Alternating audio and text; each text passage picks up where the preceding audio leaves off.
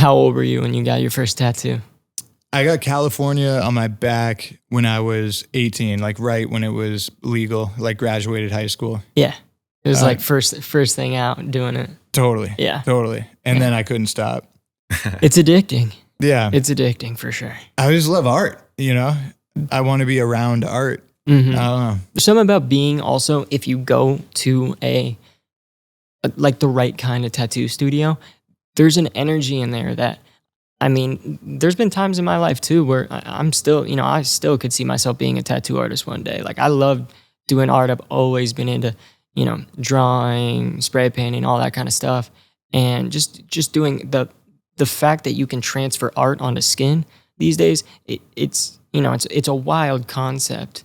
So I was interested in it from such a young age. And then, you know, at 15 years old, I had a really interesting experience, and I literally just went and got my first tattoo. It was in Canada. A guy didn't check my ID, and There you go. Bing bong, came home with the tattoo. It was but it was, my point being was, I think you said something about being grateful, and my first tattoo said be grateful. So Awesome. I love it, man. Yeah. And that's like, a lot of my stuff is kind of like that too, just like very direct and to the point. And it's like, I usually think, what am I never going to regret?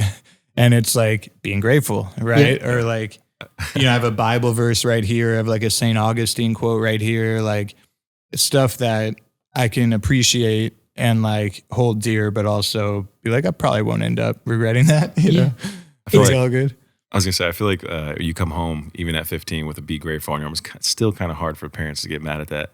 Oh, that was a night to remember. Yeah, was it? That was a night to remember Wow. for sure. Okay. Also, I couldn't pull, like you know, you come home, it was in Canada, it was like 100 degrees outside, and I come home, I told my mom and my dad, I was like, hey, my buddy, because he was 16, so he could drive, and his dad had a car out there. I was like, hey, we're gonna go buy some like little gifts, like from the gift shop for our girlfriends at the time. Yeah.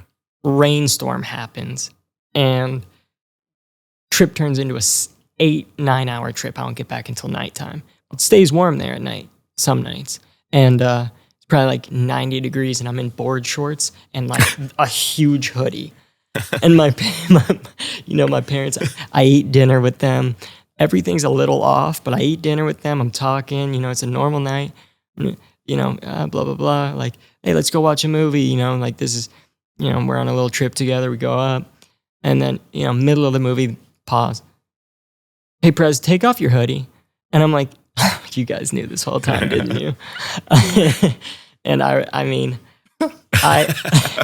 that moment, my mom looked at me and she just said, she actually didn't get mad. She just said, show your dad. And that was the scariest thing that I've ever heard come out of her mouth.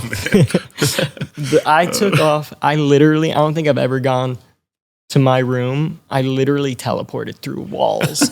There was like holes in the drywall from like my direct path going straight to my room.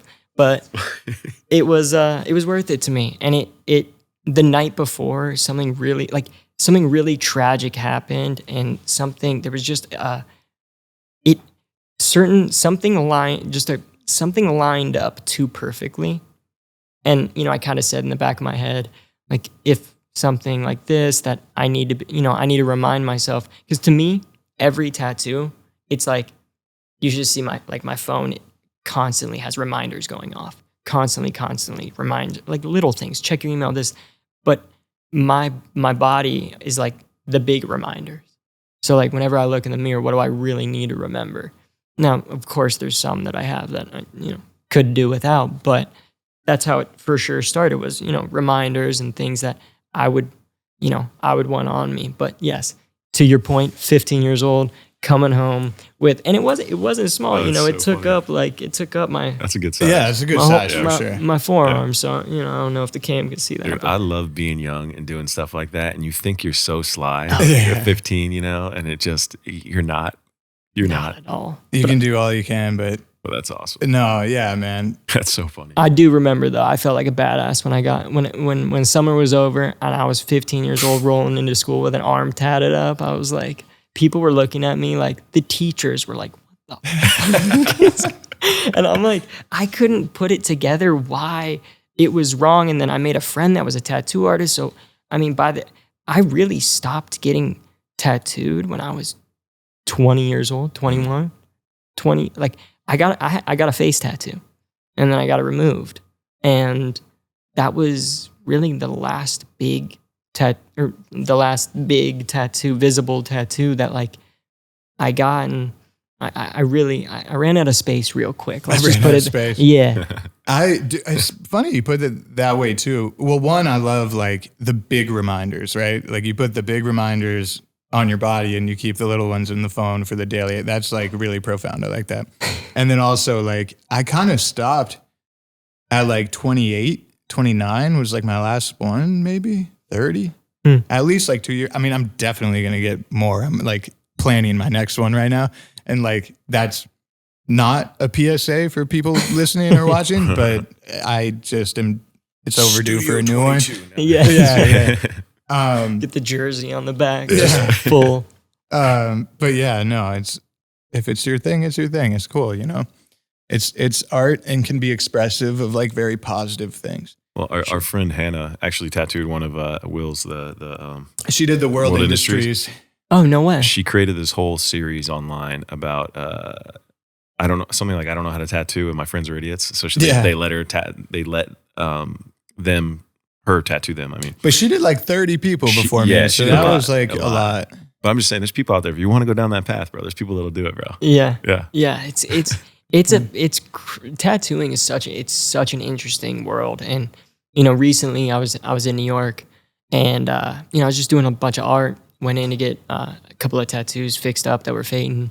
And, you know, they were, you know, the thin ones, they start to come out after years or bleed or whatever. The sun. Exactly. And this one, I fell mountain biking. So it literally just scraped off me. I had, you know, it was kind of gnarly, but, so I had this guy redo my elbow and he had one tattoo on his leg. Typically tattoo artists, you know, the rule of thumb is you can't tattoo someone where you don't have a tattoo if you're a tattoo artist. Wow. So that's like the rule of thumb that I've learned from being in shops. And that's why typically, you know, they got the head, because if you want to get a lot of work done or you want to get a lot of clients, you want to be able to tattoo anyone. So if a guy comes in saying, I want something on my head, you want to be like, I can do that. Yeah. It makes sense because you probably feel what it feels like and you know how the whole process, right? Exactly. You know how hard to go, how deep, and like, you know, where to go easier, give him a break or whatever. It's, you know, the pain, as you know, the pain's different, and I don't know if you have any. But I don't have any. Yeah. So you know the pain's different after in every hour, spot. like 6, it gets gnarly anywhere. But I've done 2 sessions over 6 hours. But wow. Yeah. Longest for me is 5.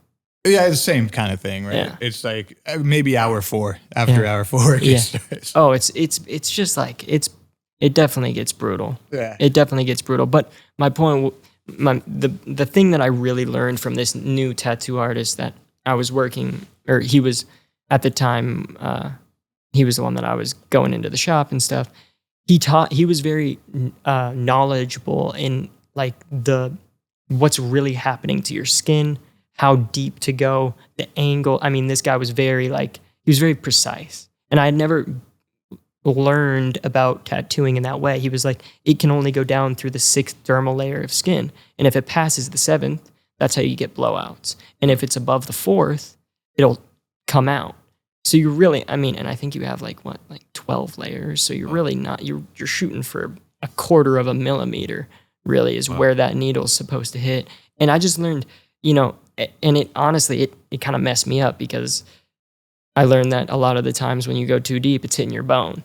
And when it's in that bone, it's going. That, yeah. So like he looked at my hand and my whole top of my hand is in my bone because the guy had a heavy hand. There's some guys that go super light. There's some guys that go super deep.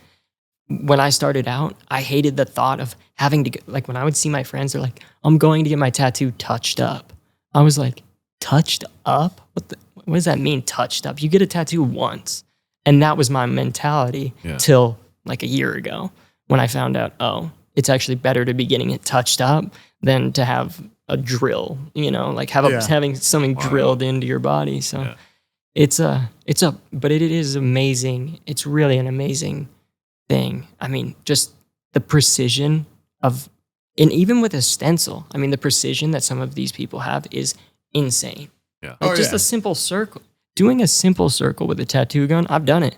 It wasn't a circle. No, you know? yeah. I can't even do it on a piece of paper. It's hard. Thank you for watching Studio 22. Don't forget to like, share, and subscribe. And follow our socials at Studio 22 Podcast.